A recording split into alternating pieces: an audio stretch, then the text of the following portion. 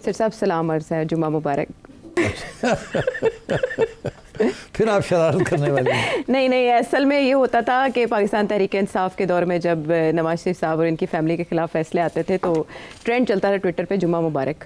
तो मैं एक अरसे से आपसे सवाल कर रही हूँ क्योंकि 3 बाकी केसेस का तो हमने फ्यूचर देख लिया, सज़ाएँ मुअत्तल हैं उसमें इमरान खान साहब के ख़िलाफ़, लेकिन ये एक ऐसा इकलौता केस था जिसमें बदउनवानी का मुर्तकिब इमरान खान साहब को करार दिया गया है। 190 मिलियन पाउंड केस, ये स्कैंडल 1 साल तक इसकी समातें हुई और उस दौरान जब जब फ़ैसले की तारीख मुकर्रर की जाती थी तब्दील हो जाती थी, 3 बार तब्दील हुई। लेकिन उससे पहले का आपसे जब जब सवाल किया गया कि इसमें क्या होगा, तो आप क्या कहते आए हैं वो सुनवाएंगे। जो भी ये जो कोशिश कर रही है किसी तरीके के साथ खान साहब के साथ कोई डील हो जाए, वो अगर खान साहब नहीं मानते तो फिर मैं समझता हूँ कि बुशरा बीबी वापस जेल चली जाएंगी। मेरा ख्याल है कि बुशरा बीबी को फिर गिरफ्तार कर लेंगे और मैं ये समझता हूँ ये इसलिए नहीं करेंगे क्योंकि वो थ्रेट है, उनको बचाने के लिए फ्रॉम आवर ओन पार्टी उनको कर लेंगे। और ये पेशगोइयाँ आपने बुशरा बीबी के मुस्तकबिल के लिए की जब उनकी रिहाई हुई ज़मानत पर एक केस में, और उसके बाद इस केस में वो शरीक मुलजिमा हैं। आज बुशरा बीबी को भी अरेस्ट कर लिया गया है जिनके हवाले से आप ये पेशगोइयाँ करते आए। कल आर्मी चीफ से मुलाकात को इमरान खान साहब ने खुशाइंद करार दिया और आपने कहा बर्फ़ पिघली है। आज तो उनका ट्विटर फिर से शोला जन हो गया। तो हम ये सोचने पर मजबूर हो गए कि एक बार फिर पानी में मधानी चलाते हुए आपसे ये पूछें कि आज की सज़ा को कोई कह रहा था कि ये मुज़ाकरात पर असरअंदाज नहीं होगी, मुल्की माहौल पर असरअंदाज नहीं होगी, लेकिन ट्विटर तो कुछ और बता रहा है। वो ये कह रहे हैं कि एक आमिर अपनी ज़ात के लिए ये सब कर रहा है, तो टारगेट कौन है फिर उनके ट्विटर का? सियासी माहौल पर इस सज़ा के असरात बताएं सेठी साहब। आशा देखिए कोई इसमें सरप्राइजिंग बात तो नहीं है।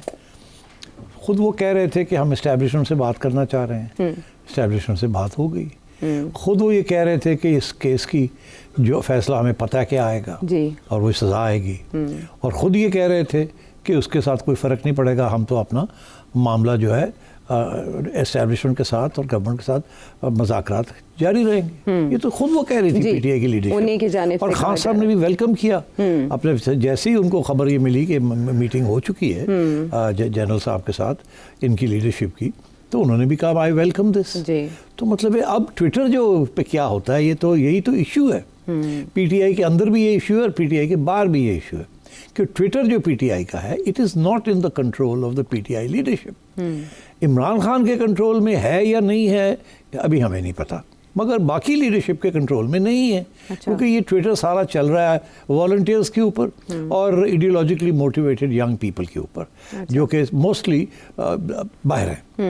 यहाँ वाले जो थे उनको तो उन्होंने हिरासत में ले लिया, उनको धमकियाँ दी, तो वो तो चुप हो गए। मगर जो बाहर बैठे हुए हैं वो तो लगे हुए हैं। और मैं फिर ये कहूँगा आपसे कि पीटीआई के अंदर भी बहुत बड़ी डिवीज़न होगी और डिवीज़न चल रही है। पहले तो डिवीज़न ये थी कि एक दूसरे को कह रहे थे कि ये गवर्नमेंट का एजेंट है, ये गवर्नमेंट का एजेंट है। फिर ये था कि लॉयर्स वर्सेस नॉन लॉयर्स, फिर ठीक, फिर traditional political leadership versus non traditional. अब मैं एग्जांपल्स देना चाहूँगा मगर लोग माइंड कर जाते हैं, मगर आप समझ रही हैं ट्रेडिशनल लीडरशिप कौन है और नई लीडरशिप कहाँ से बिल्कुल जो बाद में वारिद हुए। तो मतलब ये सारी चीज़ें चल रही हैं। और फिर डोमेस्टिक वर्सेस फॉरेन, डोमेस्टिक ट्विटराटी जो है उनको तो फारग कर दिया गया है मोस्टली। वही बचे हुए हैं जो कि फॉल्स नेम्स के अंदर अभी तक छोटा मोटा कर रहे हैं, वो भी पकड़े जाते हैं। मगर जो बाहर बैठे हुए हैं वो तो लगे हुए हैं ना। और वो जो टॉक फाइट वाली जो इशू है, वो उन्हें जो दाद मिलती है या थंप मिलता है कि हाँ करो, ठप्पी मिलती है, वो खान साहब खुद कर देते हैं। हर रोज़ एक बात करते हैं जिसके अंदर ये कि मैं नहीं कॉम्प्रोमाइज़ करूँगा, मैं नहीं ये करूँगा, मैं नहीं वो करूँगा, मैं जेल में रहूँगा, मैं प्रिंसिपल्स के ऊपर लड़ रहा हूँ, मैं एंटी इस्टेब्लिशमेंट हूँ। और जनरल साहब के ख़िलाफ़ मतलब डायरेक्ट एंड इनडायरेक्ट वो जब भी उन्हें मौका मिलता है वो कर देते हैं। मगर उसके बाद फिर यू टर्न ले लेते हैं। इस लीडरशिप जो उन्होंने खुद नॉमिनेट की है, जो बाहर बैठी हुई है, चीफ मिनिस्टर उनका नॉमिनी है, बैरिस्टर साहब उनके नॉमिनी है, राजा साहब उनके नॉमिनी है, और सब उन्हीं के नॉमिनी है सर। तो वो जो बातें करते हैं वो फिर पसंद नहीं आती बाकी रैंक एंड फाइल को। पहले एक के ऊपर तनकीद होती है कि आप तो पहुँचे नहीं, आप तो लाहौर में ही रह गए। दूसरी के ऊपर ये तनकीद होती है आप गोली चली तो आप भाग गए। तो यही चल रहा है। तीसरे के ऊपर ये होती है कि आप तो ऐसी बातें करते हैं कि आप you are protecting the establishment, आप तो बड़े सॉफ्ट आदमी हैं एंड सो ऑन। तो ये लगा रहता है एक दूसरे के ऊपर। और कुछ ऐसे जिनको कहते हैं आप तो एक्सपेल कर दिए गए पार्टी से, चौधरी को, फवाद को एक्सपेल कर दिया, मरवर साहब को एक्सपेल कर दिया, लाइन लगी हुई है जिनको एक्सपेल कर देते हैं और नए लोग आ जाते हैं। तो this is not behaving like a party. तो ये चीज़ें आपको एक्सपेक्ट करनी चाहिए अच्छा। इस किस्म की सिचुएशन में। अब जो बाहर बैठे हुए हैं उनको तो तकलीफ हो रही है कि ये इस्टेब्लिशमेंट के साथ बात क्यों हो रही है, क्योंकि आप तो कहते हैं आप एंटी इस्टेब्लिशमेंट पार्टी है, आप तो कहते हैं आप रेवोल्यूशनरी पार्टी है, आप तो कहते हैं हमने तो ओवरथ्रो कर देना सब कुछ, और ऊपर से फिर आप इस्टेब्लिशमेंट से बात कर रहे हैं और फिर आप गवर्नमेंट के साथ मुज़ाकरात कर रहे हैं जिनको तो आप एक्सेप्ट नहीं करते, आप कहते हैं वो इलीजिटिमेट है। तो अगर इलीजिटिमेट है तो बात क्यों कर रहे हैं उनके साथ। तो ये जो बाहर बैठे हुए हैं ना आइडियोलॉग्स, यंग गुस्से वाले लोग, वो लगे रहते हैं इन चीज़ों के ऊपर, और यही इशू बना हुआ है between establishment on the one hand and Khan साहब ऑन द अदर। एस्टैब्लिशमेंट उनको कह रही है इनको रोको, लगाम डालो, इनको लगाम डालो। खान साहब मेरा ख्याल है लगाम डालना भी नहीं चाहते, वो समझते हैं कि एक आर्म्स लेंथ पे मैं कह सकता हूँ मैं क्या करूँ, मेरी बात नहीं सुनते। मैं तो फिर भी कि मैंने सपोर्ट किया टॉक्स को, मगर वो इसके खिलाफ है। तो अब ये कंस्पिरेसी थ्योरीज फिर चलेंगी। कुछ लोग कहेंगे कि ये मिली भगत के साथ सब कुछ हुआ है, ये मीटिंग भी जो हुई है ये होनी नहीं चाहिए थी, ये क्यों हुई, क्यों एस्टैब्लिशमेंट के साथ बात। अभी ट्विटर पे भी ये आ रहा है बिल्कुल कि जी आप एक तरफ एस्टैब्लिशमेंट से बात कर रहे हैं, दूसरी तरफ कहते हैं कि सजाएं आ रही हैं। हाँ, तो ये मतलब है ये क्या फायदा हुआ फिर मुज़ाकरात मैं का? ये समझता हूँ कि सबको पता है इस बात का, और ये जो ट्विटर के ऊपर डिबेट चलती है जिसके अंदर हार्ड लाइनर्स बाहर बैठे हुए हैं और सॉफ्ट लाइनर्स चुप करके बैठे हुए हैं, और जो बाकी पार्टी बिग विग्स हैं वो तो रेकन्सिलिएशन, ओपनिंग ऑफ स्पेस, इस किस्म की बातें कर रहे हैं। तो I don't think this will affect the politics of what is going on. अच्छा, तो ये तो किसी डायरेक्शन में नहीं जा रही फिर बात। हाँ, तो नहीं, तो डायरेक्शन वही होगा जहाँ खान साहब ले जाना चाहेंगे। कहाँ ले जाना चाहते हैं? मेरी एस्टिमेट ये है कि खान साहब का प्रॉब्लम है वो एक डेड एंड में आ गए हैं। एक सड़क पे चल रहे थे, आगे जाके रास्ते बंद हो गए। अब खान साहब के लिए वहाँ से यू टर्न लेके वापस आना वो समझते हैं इतनी आसान बात नहीं है, और वो समझते हैं उनकी रेपुटेशन ख़राब हो जाएगी, और इसलिए वो आप फंस गए। अच्छा, मगर इंटरेस्टिंग बात यह है कि गवर्नमेंट भी फंसी हुई है। गवर्नमेंट जो सो कॉल्ड हमारी इलेक्टेड गवर्नमेंट है जी। वो भी फंसी हुई है ना। उनको भी पता है कि वो कैसे आए हैं, और उनको भी पता है कि उनके हाथ में कुछ भी नहीं है। और तीसरी तरफ एस्टैब्लिशमेंट भी मेरे हिसाब से डेड एंड में पहुंची हुई है। अच्छा। उनको भी ये पता है कि हम कहाँ फंस गए हैं। हम तो चाह रहे थे इसको क्लीन अप करना, और क्लीन अप हो नहीं रहा है। हम तो चाह रहे थे हम न्यूट्रल रहे, हम न्यूट्रल रह नहीं रहे। तो ये सारे इशू सब, the entire Pakistani nation is caught in dead ends. Economy को छोड़ दे, वो भी किसी वक्त आपसे डिस्कस कर लूंगा कि why we are in a dead end over there also. तो ये सारा जो मुल्क है ना इस वक्त फंसा हुआ है in all these dead ends. इसीलिए ये एक कोई निकलने की अगर कोशिश भी करता है तो उसको दूसरे निकलने नहीं देते वहाँ से। ठीक है। So I think that's where the problem lies right now. हाँ, लेकिन जमूत कहीं ना कहीं जाके तो टूटता है। आपने तो कहा हमाम में सारे डेड एंड पे हैं। बुशरा बीबी की रिहाई के आपने मकासद बताए थे, क्या वो मकासद हासिल हो गए जिसके बाद वो आज अरेस्ट हुई? देखिए, जब बुशरा बीबी को ये बनी गाला ले गए थे, वो कुछ अर्से वहाँ रही, उसके बाद शोर पड़ना शुरू हो गया कि उनको बनी गाला में रखा हुआ है और खान को नहीं रखा। खान को जेल में रखा हुआ है, उसके जेल की कंडीशंस अच्छी नहीं है। अच्छा। वहाँ से आती हो रही है। तो उससे फिर ये ऐसे लगा जैसे कि बुशरा बीबी को कोई फेवर किया गया। हाँ। अच्छा, मेरा मौक़िफ़ थोड़ा सा फ़र्क था। मेरा मौक़िफ़ ये नहीं था कि बुशरा बीबी को फेवर किया गया। मेरा मौक़िफ़ ये था कि उनको अलग इसलिए रखा गया कि उनसे बातचीत करनी है। अच्छा। मेरा ख्याल है कि असेसमेंट ये है एस्टैब्लिशमेंट की और सियासतदानों की कि खान साहब की चाबी जो है वो बुशरा बीवी के पास है, और उनका ये ख्याल है खान तकड़ा आदमी है, उनका ये ख्याल है कि बुशरा कमज़ोर औरत है। क्यों? खान की जो स्ट्रेंथ है वो तो नज़र आती है ना, अवामी सपोर्ट एंड उसकी जो पर्सनैलिटी है। ठीक, बुशरा बीवी की कोई अवामी सपोर्ट नहीं है। इनफैक्ट अगर आप थोड़ा सा गहराइयों में जाएँ तो जो PTI के भी लोग हैं they don't much care for Bushra Bibi. वो सारी जो बैकग्राउंड है जिस, हाँ, ये अभी माजी करीब में तो वाज़ेह हो गई, और जो जिस तरीके से वो तफरीक बढ़ जाती है, ग्रुपिंग है, ये हुआ खान साहब के and so on. I don't want to एक और मौका, but I think you understand what I am saying. I got it. उसके अलावा और भी प्रॉब्लम्स हैं जो खान साहब के नहीं है। लोग खान साहब के बारे में कहते हैं ज़ाती तौर पे करप्ट नहीं है, मगर इनके दोस्त यार करप्ट है और उनको चुप करके ये करने देते हैं। जब हाथ से बाहर निकल जाए तो फिर थोड़ा बहुत लगाम डालने की कोशिश करते हैं, अदरवाइज थोड़ी सी खुली छुट्टी दी हुई है, खुद नहीं। बुशरा बीबी के बारे में तो ये नहीं है ना। बुशरा बीबी के बारे में जो परसेप्शन है बाहर जी, वो यही है ना कि गोगी इनकी सहेली, बुशरा और चीफ मिनिस्टर बुज़ार साहब इनकी अपॉइंटी, और पंजाब के अंदर जो कहानियां हैं ट्रांसफ़र और हाँ, जिसके बेसिस के ऊपर अपॉइंटमेंट्स, जिसके बेसिस के ऊपर खान साहब की और आर्मी चीफ, आज के आर्मी चीफ और उस वक्त के DG ISI के झगड़ा हुआ, क्योंकि DG ISI ले गए फाइल। बहरहाल उधर हम ज़्यादा नहीं जाते, और खान साहब ने माफ़ नहीं किया। ठीक है, तो अब बात यह है कि ये सारी चीज़ें जो है बुशरा बीबी कमज़ोर विकेट पे खेल रही हैं। अच्छा। मगर बुशरा बीबी की जो स्ट्रेंथ है वो है खान साहब की चाबी।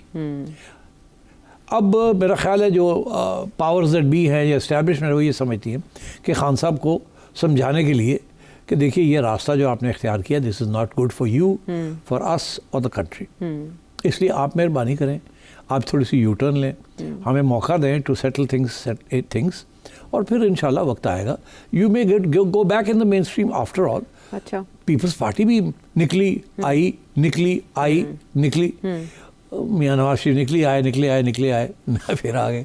तो मतलब है कि nothing is permanent in politics, और दोस्ती यारियां नहीं होती, इंटरेस्ट होते हैं। जब इंटरेस्ट अलाइन हो जाए तो एक सूरत निकलती है, जब कॉन्ट्ररी हो जाए तो दूसरी सूरत हाल बन जाती है। तो आज पहले एक सूरत हाल आपके हक में थी, अब आपके खिलाफ जा रही है, तो आगे फिर आपके हक में हो सकती है। तो आप मेहरबानी करें, थोड़ी सी इंतज़ार करें, वील सॉर्ट इट आउट। मगर अभी जो सबसे बड़ा ख़तरा है पाकिस्तान को is not from the lack of legitimacy or constitutional support. We need to put the economy on track. Economy नहीं होगी सारे उड़ जाएंगे। ठीक है, तो उसके लिए स्टेबिलिटी चाहिए। अब वो स्टेबिलिटी आप लोग तो दे नहीं सकते हमें, आप तो एक दूसरे के गले पड़े हुए हैं, हम ही हैं जो दे सकते हैं। और हमें आप मौका दें अब देने का, उसके बाद देखा जाएगा जब स्टेबल हो जाएगा तो इलेक्शन भी करा लेंगे और आपके साथ बैठ के करवा लेंगे, कोई बात नहीं। उस वक्त तक आपके जो झगड़े हैं जिन लोगों के साथ शायद वो घर भी चले गए हो हस्बे मामूल, तो फिर रास्ता भी क्लियर हो जाएगा। तो व्हाट्स द बिग डील, आप ठहर जाए ना।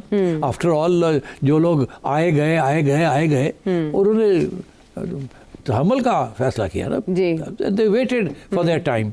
एंड अब नवाज शरीफ साहब कितने साल के बाद इंतज़ार फरमानी पड़ी, फिर आए, फिर उसके बाद 5 साल बाहर बैठना पड़ा, तो 15 साल तो वो बाहर ही बैठे रहे। तो क्या हो गया, कीप्स कमिंग बैक, रेलेवेंट हो गए। मोहतरमा का भी यही था। तो अब बात यह है कि इट्स टाइम। और जरदारी साहब 5 साल काट गए, फिर घूम फिर के 5 साल के बाद फिर घूम फिर के फिर प्रेसिडेंट बन गए, और ये वही बनाने वाले भी वही हैं जो उनको निकालने वाले थे। तो ये सबक सीखना चाहिए खान साहब को, और खान साहब ये सबक उनके लिए प्रॉब्लम बना हुआ है, एक ज़ाती प्रॉब्लम बन गया है अनफॉर्चुनेटली। तो इसलिए पॉलिटिक्स जो है वो डिग्रेड हो गई है। कानून डिग्रेड हो गया है पॉलिटिक्स के आगे, पॉलिटिक्स डिग्रेड हो गई है कॉन्स्टिट्यूशन के आगे, कॉन्स्टिट्यूशन डिग्रेड हो गई है पर्सनैलिटी क्लैशेस के आगे। ठीक, this is what's happening in this country. हाँ, लेकिन खान साहब तो ऐसा लगता है कि जैसे ना नवाज शरीफ ना जरदारी ना मोहतरमा उस ट्रैक पे चल रहे हैं, अभी तक उन्होंने किसी भी लेवल पे कॉम्प्रोमाइज़ नहीं किया और वो मुल्क भी छोड़ के नहीं गए। तो इसका लगता है कि अब की बार अंजाम मुख्तलिफ होगा। पता नहीं, आपने बुशरा बीबी का सवाल किया, उसका मैंने पूरा जवाब नहीं दिया। बाकी जो जवाब रहता है वो ये है कि बुशरा बीबी अगर इस वक्त उनको सज़ा ना होती तो उन पे इल्ज़ाम पीटीआई की तरफ से लगना था कि ये मिली भगत जी, ये ट्रोजन हॉर्स। वो याद है आपको, मैंने ट्रोजन हॉर्स की बात की थी। डार्क हॉर्स नहीं, ट्रोजन हॉर्स। तो जिसको पता नहीं माने ट्रोजन हॉर्स के जरा गूगल पे जाके चेक कर ले, वरना आपका शो देख ले, वरना आपको शो देख उसमें आपने तफसील से बताया। अच्छा, अब बात ये है कि तो उन पे तो ये इल्ज़ाम है ना कि, और हम खुद कह रहे हैं कि वो सबसे, जैसे कहते हैं ना, weakest link in the chain is Bushra Bibi. और क्या बात है कि बुशरा बीबी के करप्शन के केसेस उस तरीके से बाहर नहीं निकल रहे जो कि निकल सकते थे। गोगी अभी तक घूम रही है, अभी तक उनको पकड़ा नहीं गया, उनको लाया नहीं गया, उनसे बहुत सी बातें नहीं की गई, या अगर की गई हैं तो बाहर नहीं निकली। और गुलजार साहब आराम से बैठे हुए, जिनके खाते खुले हुए थे, पता नहीं क्या क्या हो रहा था उस जमाने में। तो बात यह है कि मेरा ये ख्याल है कि ये अगर गिरफ्तार ना होती और सज़ा ना होती तो उन पे इल्ज़ाम लग जाना था पीटीआई की तरफ से, जो कि मेरा ख्याल है कि ना उनके इंटरेस्ट में होना था, ना खान साहब के इंटरेस्ट में होना था, ना इस्टेब्लिशमेंट के इंटरेस्ट में होना था। क्योंकि बुशरा बीबी के पास अगर चाबी है तो सब उसको चाहते हैं, इस्टेब्लिशमेंट भी उनको चाहती है और खान साहब भी उनको चाहते हैं। खान साहब की कमज़ोरी है, इस्टेब्लिशमेंट की मजबूती है। तो इसलिए ये सिचुएशन है। अब उनको जेल में डालना ज़रूरी था। मैं समझता हूँ कि सुबह एक ख़बर आई, मैं हंस रहा था सुन के कि बुशरा बीबी सेंटेंसिंग से पहले ही पहुँच गई अडयाला जेल। जी, वहाँ मौजूद थी सज़ा के बाद। तो मतलब उन्हें पता था कि ये सज़ा आ रही है, और उन्हें ये भी पता था कि मैंने जाना अडयाला ही है, मैंने और कहीं नहीं जाना। फिर एक अफवाह चली, मैं वही सुन के तो हंस रहा था। अफवाह ये चली कि जेल अथॉरिटीज़ कह रही हैं कि हमारे पास तो अभी ऑर्डर्स नहीं आए आपके, तो आप बाहर बैठे अभी हम आपको अंदर नहीं ले सकते। अच्छा। और तो उस वक्त कुछ लोगों ने, हाँ अडयाला की बात, तो कुछ लोगों ने ये कहा कि शायद उनको बनी गाला ले जाना है। हाँ हाँ। तो मैंने दिल में सोचा, सवाल ही पैदा नहीं होता कि बनी गाला जाए, इस वक्त उन्हें जेल ही जाना पड़ेगा अपनी हिफाजत के लिए। अच्छा। अपने आप को प्रोटेक्ट करने के लिए जेल जाना पड़ेगा और अडयाला जाना पड़ेगा, इसीलिए वो पहले पहुंच गई वहाँ। हाँ। तो अब बात ये है कि वो रहेंगी वहाँ कुछ अर्सा, और उसके बाद आगे 2 महीने पड़े हैं ना। मेरी जो प्रेडिक्शन पूरे खान साहब के बारे में भी और बुशरा बीबी के बारे में भी। अभी ये जो केस है ये भी जाएगा हाई कोर्ट, और भी चीज़ें जाएंगी। अभी बहुत कुछ होने वाला है। अभी आप देखते जाइए होता क्या है। अच्छा। अगर मैं ये आपसे कह दूं कि ये ना बिगिनिंग है ना एंड है, ये कहानी की दरमियानी किस्म का हिस्सा है। अच्छा। अभी कहानी चलेगी और उसके अंदर कोई आएगा, कोई जाएगा, कोई इधर होगा, कोई उधर होगा। अभी भी पीटीआई वाले ये उम्मीद लेके बैठे हुए हैं कि खान साहब आज़ाद हो जाएंगे। जब उनसे थोड़ी सी उन्हें खरीदा जाए तो वो आगे से कहते हैं बनी गाला ले जाए। ठीक है, मैंने ये कहा था कि वो मुमकिन है, ये नहीं कि वो हो नहीं सकता, हो सकता है कि वो बनी गाला ले जाए। अच्छा। और हो सकता है दोनों को ले जाए। फिर शायद खान साहब भी मान जाए कि हम दोनों को गिरफ्तार करना है तो बनी गाला में कर लें। पुराने ज़माने में सियासतदानों को रेस्ट हाउसेज में रखा जाता था। परवेज़ मुशर्रफ को रखा गया था। हाँ, रेस्ट हाउसेज में। हाँ। मियाँ साहब को भी एक स्टेज पे इधर उधर रखा गया था। अच्छा। भुट्टो साहबा को जब पहली दफ़ा गिरफ्तार हुई है अंडर ज़ियाउल हक, तो उस वक्त उनको गेस्ट हाउस में रखा गया था सिंध के अंदर। तो अब बात ये है कि this is all is possible. यहाँ तो 10-10 साल के बाद सुप्रीम कोर्ट की जजमेंट्स के अंदर अपील लॉज हो जाती है और वो रिलीफ मिल जाती है। हालांकि एक टाइम होता है कि इस टाइम के अंदर अंदर आपने अपील करना है। बिल्कुल। मगर वो जब चाहें तो ज़ाब्ते बदल जाते हैं। ज़ाब्ते बदल जाते हैं। तो इस मुल्क में क्या नहीं हो सकता। तो पसे पर्दा मुज़ाकरात ख़त्म हो गए बुशरा बीबी की गिरफ्तारी के बाद? नहीं, मुज़ाकरात चलेंगे। बुशरा बीबी तो नहीं उसमें होंगी ना? नहीं, बुशरा बीबी तो पहले भी नहीं थी। तो 4 मुलाकातें बताया जा रहा था उनकी, 4 मुख्तलिफ तारीखों में होती रही हैं, पसे पर्दा वो बातचीत करती रही। ये तो बातें हैं ना, कितनी हुई कितनी नहीं हुई। तो इसमें तो कोई शक ही नहीं है ना कि ये मैंने भी कहा था। हाँ। कि मुलाकातें तो होती हैं उनकी। अच्छा, अब वो क्योंकि जेल चली जाएंगी, मैंने फिर ये भी कहा था कि वहाँ मुश्किल हो जाता है। हाँ। वहाँ जो भी आता जाता है वो पता चल जाता है। जेल अथॉरिटीज़ चुप नहीं रहती। वहाँ हर किस्म का बंदा बैठा हुआ है, वो देख लेता कौन आया कौन गया और किधर ले गए उठो। अच्छा। तो ये हो सकता है कि बुशरा बीबी को अस्पताल ले जाया जाए किसी स्टेज पे चेकअप के लिए, तो वहाँ बातचीत हो जाती है। किसी स्टेज पे उनकी तबीयत ठीक ना हो तो उनको को मिलने आ जाए डॉक्टर्स के साथ वगैरह वगैरह। अच्छा। तो ये चीज़ें चलती हैं। मेरा ये मौक़िफ़ है कि खान साहब के साथ इनडायरेक्टली और बुशरा बीबी के साथ डायरेक्टली, खान साहब के साथ इनडायरेक्टली वाया द लीडर्स और बुशरा बीबी के साथ डायरेक्टली विद द एस्टैब्लिशमेंट। ये सिलसिला साथ साथ चलेगा। अच्छा। और नतीजे क्या निकलेंगे वो हमने आगे जाके देखेंगे क्या नतीजा निकलता है। एक चीज़ बड़ी क्लियर है, क्या किसी सूरत में भी अदालत और नो अदालत, लॉ और नो लॉ। अच्छा। क्योंकि मैंने अभी आपसे कहा है कि कानून जो है वो डिग्रेड हो गया पॉलिटिक्स के आगे। कॉन्स्टिट्यूशन डिग्रेड हो गई है इन फ्रंट ऑफ पॉलिटिक्स। और इसलिए अब सूरत हाल यही है कि पॉलिटिक्स होती क्या है, politics is power. Power is power. इस वक्त पावर कहाँ है, तो पावर भी स्विंग करता है ना, ज़रूरी नहीं एक जगह पे रहता है। ये तो पाकिस्तान में हमने देखा है। हाँ, तो इसलिए पीटीआई को हिम्मत नहीं हारनी चाहिए। पावर आप पहले उनके पास था, अब नहीं है, फिर हो सकता है वापस आ जाए किसी स्टेज पे। और अभी जो ये जो लोग बातें कर रहे हैं कि जी अब शेख रशीद साहब ने एक बात की है, 2 दफ़ा उन्होंने दोहराई है, मैं नहीं उसको रिपीट करना चाहता, बट बेसिकली इसमें ये कहा जा रहा है जैसे कि खान साहब एक बंदा है और एक उधर एक और बंदा है और 2 बंदे रह नहीं सकते, उनमें से एक रहेगा एक नहीं रहेगा and so on so fourth. इस किस्म की बातें हो रही हैं। तो ये बड़ी अनफॉर्चुनेट सिचुएशन है कि ये सारा कुछ डिग्रेड हो गया टू पर्सनल। मैंने कहा ना, law degraded to law and constitution degraded before politics, power degraded now to personal vengeance and vindictiveness. तो ये चीज़ें रिवर्स होनी पड़ेंगी और वो कभी पता नहीं चलता है मुल्क के अंदर तब्दीली कैसे आती है। इतने छोटे छोटे इश्यूज होते हैं जिसके ऊपर कोई एक स्पार्क चिंगारी लगती है और आग लग जाती है और कुछ ना कुछ हो जाता है। तो ये ज़रूरी नहीं है कि खान साहब को ये अप्लाई करता है, ये दूसरी तरफ भी अप्लाई कर सकता है। Anything can in this country. 10-10 साल मिलिट्री गवर्नमेंट्स रही हैं, ऐसे ही है ना। और पॉलिटिकली इलेक्टेड गवर्नमेंट 2-2 साल नहीं काटती रही, 2.5 साल नहीं काटती रही। ठीक लेकिन है? आमरीयतों और ने जब उससे मिलिट्री ज़्यादा गवर्नमेंट जो है वो जाने का वक्त आ जाता है जी। तो पता नहीं चलता, 3 महीने के अंदर अंदर सब कुछ उलट जाता है। ज़िया हक साहब ने जुनेजो साहब को निकाला 1988 में, उसके बाद इलेक्शन कॉल की, ठीक है, और उसके पहले ही ज़ियाउल हक साहब अल्लाह को प्यारे हो जी, गए जी, और बेनज़ीर भुट्टो साहबा का रास्ता खोलना पड़ा।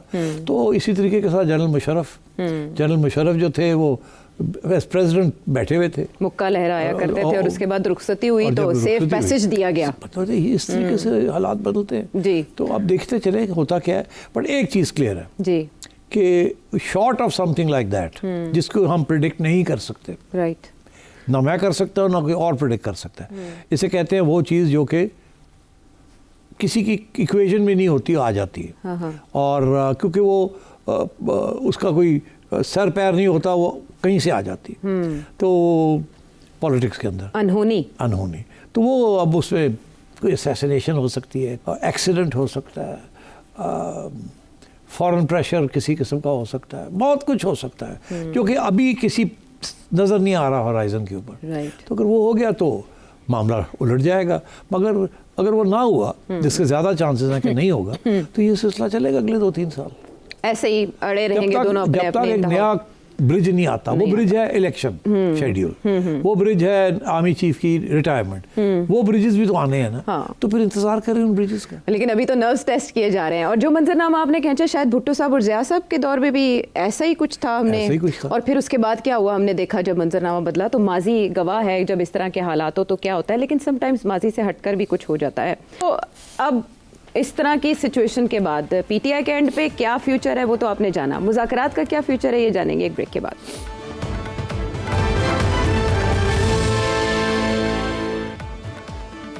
शो में साथ देने का शुक्रिया। मुज़ाकरात तो वहीं लटके हैं जहां से पाकिस्तान तहरीक इंसाफ ने अपने मुतालबात दिए रिटर्न में, और उस पर हुकूमत ने जवाबी वार किया, सख्त प्रेस कॉन्फ्रेंस की। तो शेख वकास अकरम ये कहते हैं कि अब मुज़ाकराती अमल से हमारा कोई ताल्लुक नहीं, लेकिन फ़ाइनल जो डिसीजन है वो मरकज़ी क़यादत को करना है। दूसरी तरफ अली अमीन गंडापुर साहब, जिनके ऊपर इल्ज़ामात भी हैं कि वो मिल के खेलते हैं, डबल रोल प्ले कर रहे हैं, वो आज इमरान खान साहब से मिले, 1.5 घंटे तक मुलाकात जारी रही, उसके बाद मीडिया से कोई बात किए बगैर रवाना हो गए। तो सभी इस सोच में पड़ गए हैं कि फ़ैसला तो क्या 23 दिसंबर को भी यही फैसला महफूज था सिटी साहब जो आज आया है, और अगर ये एंटीसिपेटेड था तो फिर मुज़ाकरात पे तो असर नहीं पड़ना चाहिए, इसका फ्यूचर क्या है? मैं कह रहा हूँ नहीं पड़ेगा, यही बात चलेगी। देखिए ना, क्यों नहीं आज गंडापुर साहब इमरान खान को मिले, कोई बयान नहीं आया, क्यों?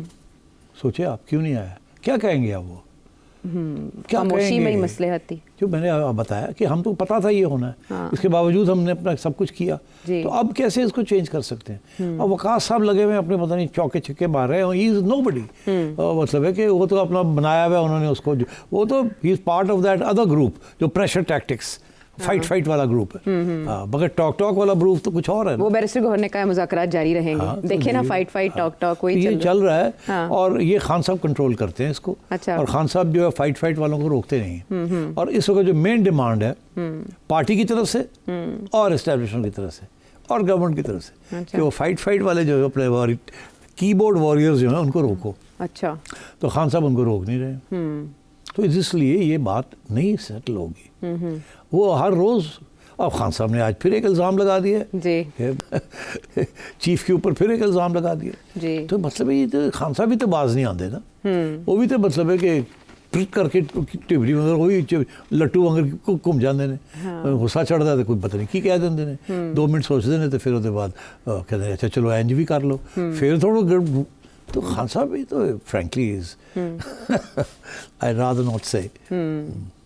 अच्छा, तो मुज़ाकराती अमल जिसमें अब हुकूमत ने जवाब देना है, और उसका आपको बादियो नज़र में दिखाई क्या दे रहा है कि जो मुतालबात उनकी तरफ से आए उनको फिलफोर रिजेक्ट कर दिया जाएगा कि 9 मई और 26 नवंबर के जो वाक़यात का आपने मंजर खींचा है इस पर मुज़ाकरात मज़ीद मुमकिन नहीं है? नहीं, ये बातें हैं। गवर्नमेंट ये कभी नहीं पुल आउट करेगी। अच्छा। Government will not pull out of the talks and PTI will not pull out of the talks. ये अपना मौक़िफ़ पब्लिक में देते रहेंगे, और जब टॉक्स में जाएंगे तो वो वहाँ भी वही दोहराएंगे, और फिर पोस्टपोन होगा, और फिर आएंगे, और फिर जाएंगे, और फिर आएंगे, और फिर जाएंगे। तो बात तो फिर ऊपर ही अड़ी रहेगी, तो नीचे तो रस्मी कार्रवाई चल रही होगी टेबल्स पे। तो ये बात सॉल्व होने वाली नहीं है, मुज़ाकरात के ज़रिए ये सॉल्व होने वाली नहीं है। लेकिन जुडिशल कमीशन तो अगली मुलाकात से पहले बनाना होगा हुकूमत को, वरना मुज़ाकरात नहीं होंगे। नहीं, उसके बावजूद मुज़ाकरात होंगे। जुडिशल कमीशन बने बगैर आप ये कह रहे हैं जी अगर आप नहीं बनाएंगे तो हम नहीं आएंगे। नहीं आएंगे। वो कहते हैं नहीं बनाएंगे। हम कहते हैं हमने तो ये तो नहीं कहा कि नहीं बनाएंगे, हमने तो कहा कि ये प्रॉब्लम्स हैं, आपने ये लिख दिया, ये तो मंजूर नहीं, ये तो मंजूर नहीं, ये तो मंजूर नहीं। अच्छा। हम तो समझते हैं कि सवाल अगर बनाने हैं तो इस तरीके से बनने चाहिए, जो बिल्कुल उलट होगा कि आपने ये किया, चेक करें कि पीटीआई ने क्या किया, चेक करें कि इन्होंने क्यों हमला किया, चेक करें कि इन्होंने अदालत का हुक्म क्यों नहीं माना, क्योंकि ये सारी गिल्ट उधर लेके जाए। इन्होंने जो टर्म्स ऑफ रेफरेंस किए वो गवर्नमेंट को और एस्टैब्लिशमेंट को फंसाने की तरफ ले गए, लीडिंग क्वेश्चंस। वो जो लीडिंग क्वेश्चन बनाएंगे वो इधर ले जाएगी। तो इसके ऊपर लड़ाई झगड़े चलते रहेंगे। अच्छा। और एक एक क्लॉज के ऊपर लड़ाई होगी। 26th अमेंडमेंट के ऊपर एलाइज के अंदर आपने देखा कितना देर लग गई, एलाइज के अंदर एक एक क्लॉज के ऊपर जी, ठीक। और बाद में भी झगड़े रहते, मौलाना ने कहा तो नहीं बने, आप तो एक ही कर। बिल्कुल। यहाँ तो नाइव्स आर आउट, तो ये चलेगा मामला। मैं समझता हूँ कि गवर्नमेंट कैन नॉट डिनाई कि हम नहीं लगाएंगे, ये नहीं कह सकते। ठीक, सियासी कलाबाजियां ही चलेंगी इस पे। और मगर ये है वो कहेंगे ऐसे नहीं ऐसे नहीं ऐसे, ये नहीं ऐसे, तो ये चीजें चलेंगी और वो ले लेके जाएंगे और 15-15 दिन की छुट्टी होगी बीच में, मुलाकात का इंतजार होगा, फिर वो आएगी तो फिर कोई एक पार्टी वॉकआउट कर जाएगी, फिर 15 दिन 20 दिन के बाद वापस आ जाएंगे और फिर ये होगा और फिर वो होगा। This is part of the process. Musical chair चलता रहेगा। इनकी कोशिश है जल्दी से जल्दी कुछ रेजोल्यूशन करवाई जाए, उनकी कोशिश है देर से देर हो, तो ये ऐसे ही चलेगा। अच्छा, लेकिन इस केस का जिससे हमने प्रोग्राम शुरू किया उसका मुस्तकबिल क्या, क्योंकि सभी इंतजार कर रहे थे पीटीआई में कि इस केस का फैसला आए तो इसे चैलेंज किया जाए। इस्लामाबाद हाई कोर्ट से पहले रिलीफ मिला, अब फिर मिल जाएगा, उनको नजर आ रहा है, लेकिन फैसल वावडा कह रहे हैं कि वहां रिलीफ नहीं मिलेगा। नहीं, देखिए मैं आपको बताऊं, मैंने आपसे कहा ना law has been degraded before politics. जी, मैंने बड़ा पॉइंटेड रिमार्क ये किया है, इसको मैं वजाहत नहीं करूंगा बिकॉज फिर आप मुझे कंटेम्प्ट में ना पकड़ के ले जाएं और आप बीप लगाने शुरू कर देंगे। और आपको समझ आनी चाहिए मैं क्या कह रहा हूँ। Law has been degraded before politics and the politics is coming in all directions and from all sources. अच्छा, तो ये जो सिलसिला है अभी तक ऐसे ही चलेगा। Law will constantly be degraded, law and constitution before politics. The politics of one stakeholder, the politics of another stakeholder, the politics of a so-called neutral stakeholder who's not neutral, who's divided and politically biased, and so on and so forth. Ab, in this situation, right? What do you do? In this situation, ये जो अगला जो ये case जब ऊपर जाएगा तो इसी कश्मकश में वो घूमेगा।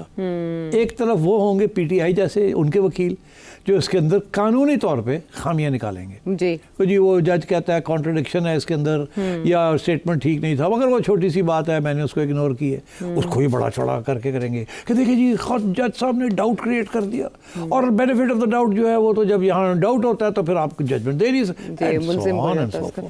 दूसरी तरफ से आर्ग्यूमेंट बड़ा सिंपल सा है, ये टेक्निकल और लीगल पोजीशन की तरफ जाएंगे। अच्छा, जिसके अंदर ड्यू प्रोसेस इनको बड़ा इंपॉर्टेंट लगता है। दूसरी साइड जो है वो ये कहेगी जी सीधी सी बात है, जो डिस्प्यूट कोई भी नहीं कर रहा, जिसकी एविडेंस भी है वो हम दे देते हैं कि ये पैसा रुका लंदन के अंदर on charges of money laundering. Money laundering क्या होती है? ब्रिटिश क्राइम एजेंसी ने कहा कि फलाने साहब ने मनी लॉन्ड्रेड प्रोसीड्स इंग्लैंड के बैंक्स में रखी हुई हैं। अच्छा, मनी लॉन्ड्रिंग वो होती है कि जो रियासत का पैसा होता है उसको चोरी किया हो और बाहर ले जाए, ठीक, दैट्स मनी लॉन्ड्रिंग। टैक्स जिसके ऊपर ना दिया हो, अच्छा, ब्लैक मनी को वाइट करने के लिए ले गए बाहर। उन्होंने कहा जी ये तो मनी लॉन्ड्रिंग का केस है, and it was a case of money laundering. उसके अंदर उनके अकाउंट्स बंद हो गए, सब कुछ रख लिया गया। उसके बाद पेशकदमी हुई हाँ यहाँ से, क्योंकि वो रुका हुआ था सारा मामला, ठीक है, वो केस कोर्ट में था जी। वो मलिक साहब कह रहे थे नहीं मनी लॉन्ड्रिंग, वो कह रहे थे कि एविडेंस देंगे आपके पैसा कहाँ से आया। तो ये चीज़ चल रही थी और चलनी थी और थोड़ी देर। यहाँ से पेशकदमी की अकबर साहब ने, शहजाद अकबर साहब जी, ARU के सरबराह। अब वो ARU लोग भूल गए हैं, what is ARU? Asset recovery unit. तो किसके लिए एसेट रिकवरी हो रही थी? इमरान खान के लिए हो रही थी, मलिक रियाज के लिए हो रही थी, साकिब निसार के लिए हो रही थी, या रियासत पाकिस्तान के लिए हो रही थी? सवाल ये। हाँ, बनाया तो रियासत पाकिस्तान के लिए। देखिए एसेट रिकवरी किसके लिए होती है भाई? किसी ज़ात के लिए नहीं होती, किसी बंदे के लिए नहीं होती।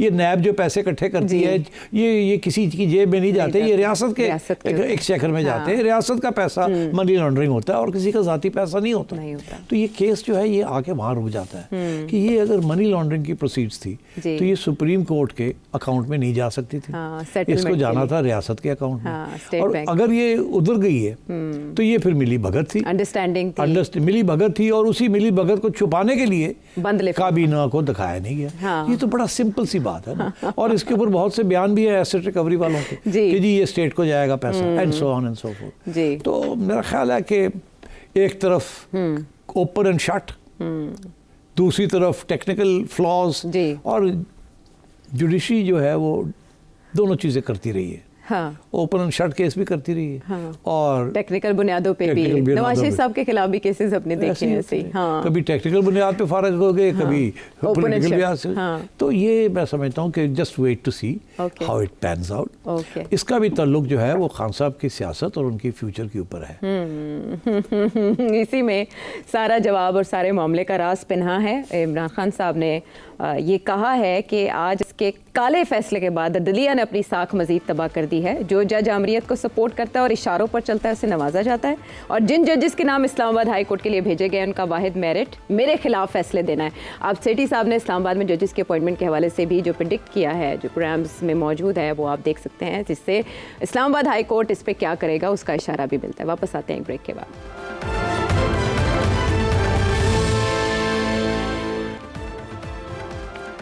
शो में अब आपके सवालात उठाएंगे और सेठी साहब के सामने रखेंगे। इस्लामाबाद से शाहिद रशीद साहब क्रिकेट से मुतालिक। खुदा करके बड़ी मुश्किल से चैंपियन ट्रॉफी का फैसला हुआ और पाकिस्तान में होना करार पाई है। लेकिन अभी एक और जो है तकलीफदेह खबर आई कि ऑस्ट्रेलिया, इंग्लैंड और साउथ अफ्रीका ने अफगानिस्तान के साथ खेलने से इनकार कर दिया, ये कहकर कि जी वहाँ खवातीन के हुकूक उनके वायलेशन हो रही है। सवाल ये है कि यही सब टीमें जब अमेरिका में वर्ल्ड कप हो रहा था तो अफगानिस्तान के साथ खेल रही थी, तब उन्हें कोई इतराज़ नहीं था, कोई मसला नहीं था। तो ये क्या पाकिस्तान के अंदर कोई ख़ास मामला है, कोई ख़ास सूरत हाल है, और क्या फिर इंडिया भी नहीं खेलेगा? और अगर ये ऐसा होता है तो चैंपियन ट्रॉफी की क्या हैसियत रहेगी, और ये ऐसा हो क्यों रहा है? क्या इसके बैकग्राउंड भी अगर आप बता सकें। मुझे बात समझ नहीं है आपकी। आप कह रहे हैं पाकिस्तान के साथ वो नहीं खेलेंगे, मेरा ख्याल है उन्होंने कहा अफगानिस्तान के साथ नहीं खेलेंगे। क्या आपने अफगानिस्तान का नाम लिया या पाकिस्तान का नाम लिया? अफगानिस्तान का। जी जी, लेकिन चैंपियंस ट्रॉफी तो पाकिस्तान में हो रही है, मुतासिर हो जाएगा टूर्नामेंट उनके मुताबिक। तो बात ये है अफगानिस्तान के बारे में आपको मैं बता दूं कि जब मैं चेयरमैन पीसीबी था तो एक मीटिंग हुई थी आईसीसी में, वहाँ अफगानिस्तान भी था। वहाँ एक आध ऑस्ट्रेलिया गालबन, ऑस्ट्रेलिया ने ये कहा कि जी हम अफ़गानिस्तान के साथ बायलैटरल क्रिकेट नहीं खेलेंगे क्योंकि इनके यहाँ औरतों के ऊपर तशद्दुद हो रहा है और उनके हकूक़ नहीं मिल रहे उनको, और ये हमारी गवर्नमेंट का फ़ैसला है और ये हम गवर्नमेंट के फ़ैसले के साथ जाएंगे। तो उस वक़्त वहाँ मैंने हाथ खड़ा करके ये कहा कि बड़ी अफसोस की बात है कि हम ये सुन रहे हैं, आप फिर सियासत को क्रिकेट के अंदर ला रहे हैं। सियासत को क्रिकेट के अंदर मत लाएं, क्योंकि सिर्फ एक सूरत हाल ऐसी है तारीख़ में जबकि सियासत जो थी वो डोमिनेंट थी, और वो थी जब अपार्टाइड रेजीम थी। तो वहाँ आईसीसी ने ये फ़ैसला किया था, आईसीसी, किसी एक मुल्क ने नहीं, आईसीसी ने ये फ़ैसला किया था कि हम साउथ अफ्रीका के साथ नहीं खेलेंगे जब तक अपार्टाइड ख़त्म नहीं होगी ना। मगर उस वक़्त भी bilateral cricket between south Africa और कुछ ममालिक के दरमियान होती रही, मगर आईसीसी टूर्नामेंट्स के अंदर साउथ अफ्रीका को बैन कर दिया गया।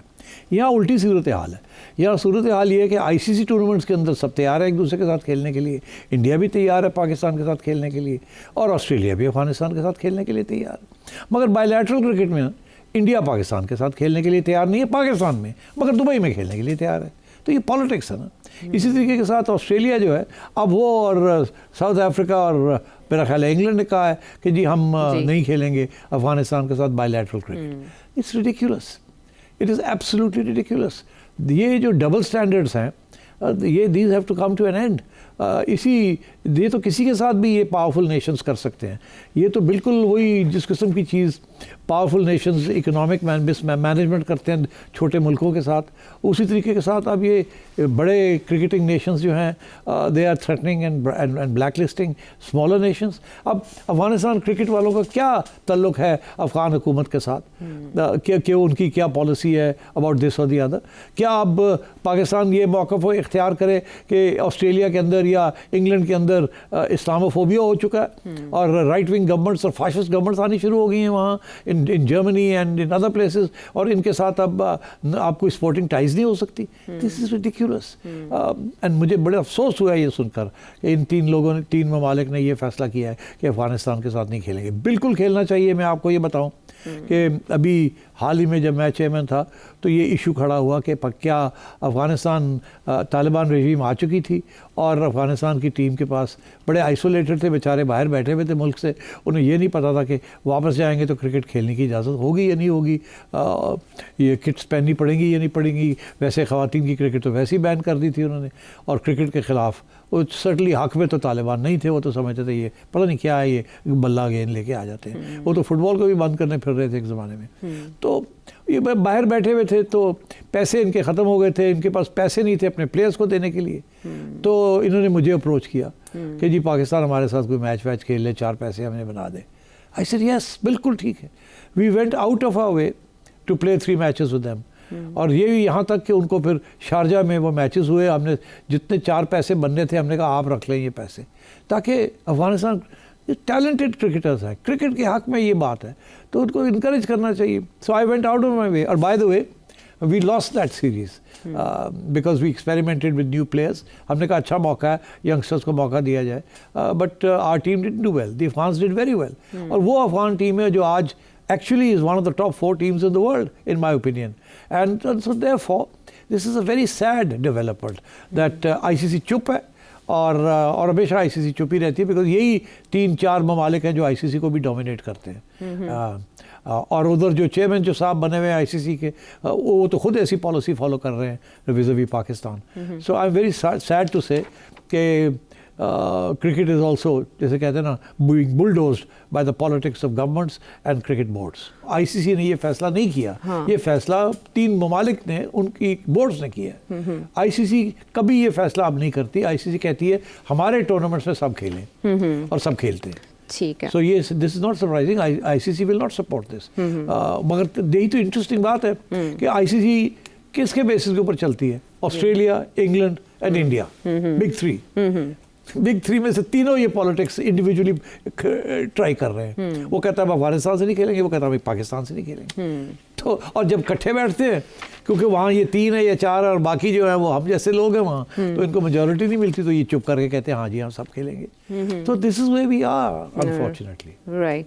अब बाल-बाग कैंट से मोहम्मद एहसान साहब। पाकिस्तान की फॉरेन पॉलिसी जो है ये कौन बना रहा है? ब्यूरोक्रेट्स बना रही हैं, गवर्नमेंट बना रही है, ये एस्टेब्लिशमेंट बना रही है? क्योंकि हर 3 साल बाद 4 साल बाद पाकिस्तान की फॉरेन पॉलिसी बदल जाती है। इंडिया के साथ भी हमारी, स्पेशली अफगानिस्तान के साथ जो टेंशन हुई है, कहा जाता है ताकत जितनी भी इस्तेमाल की जाए वो उतनी कम पड़ती है। अफगानिस्तान के साथ हमारा आखिरी हल इस चीज का क्या है? जो टेंशन्स हैं उधर, वो आया मुज़ाकरात हैं या फिर ताकत के जोर पे टीटीपी को पीछे धकेला जाएगा? अब इंडिया की आप मिसाल देख रहे हैं, जिस तरह कतर से अपने बंदे सजा हुई थी उनके 8 या 16 बंदों को तो माफ करवा के वो लोग वापस ले आए हैं। हमारी सफारतकारी किस जगह पे पहुंची हुई है या हमारी कोई बात सुनना ही नहीं चाहता? फिर ये टीवी पे क्यों कहा जाता है कि हम लोग बरादर इस्लामी मुल्क हैं? तो ये बरादर इस्लामी मुल्क होने का क्या फ़ायदा है फिर हमें?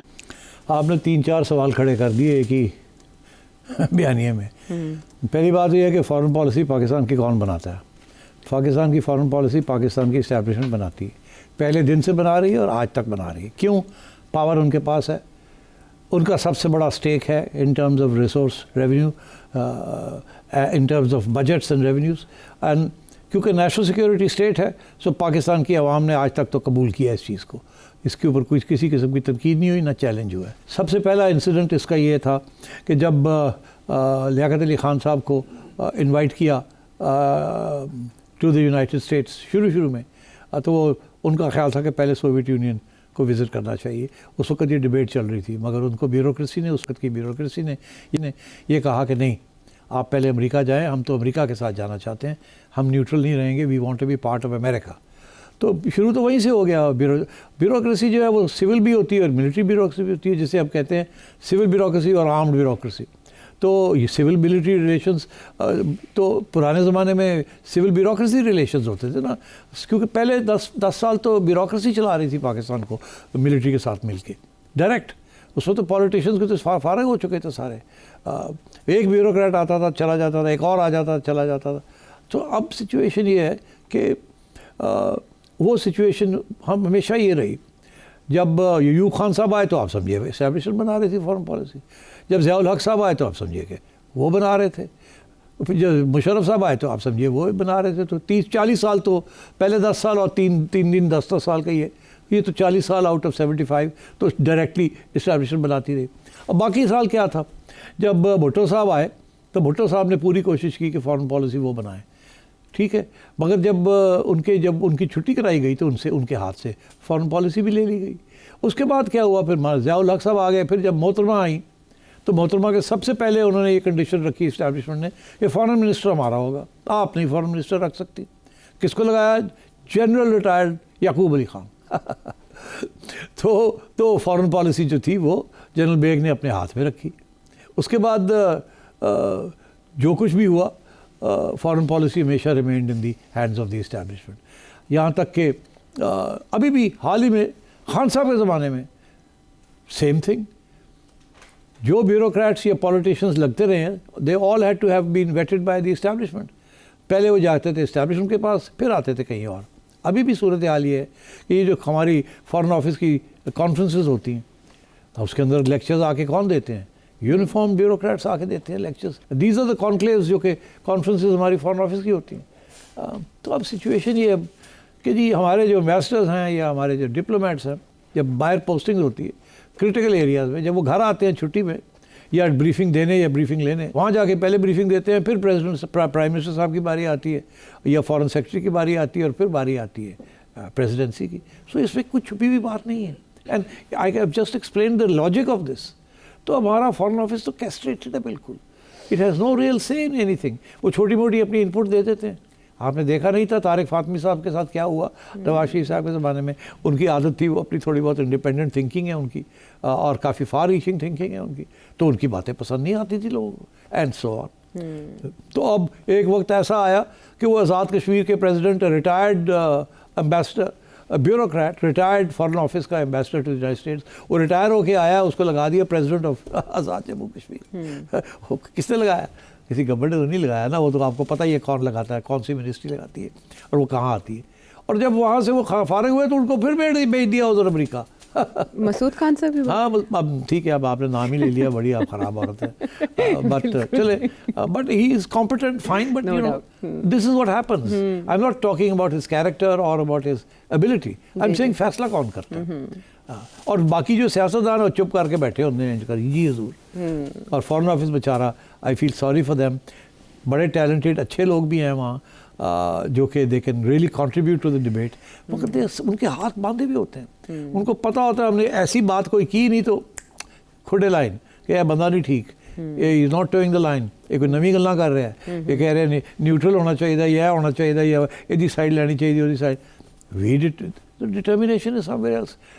तो पहला सवाल तो ये है। भाई साहब, आपके बाकी 2 हिस्से भी रह गए हैं, वो मेरा ख्याल है कल या I take those up tomorrow, time is running out.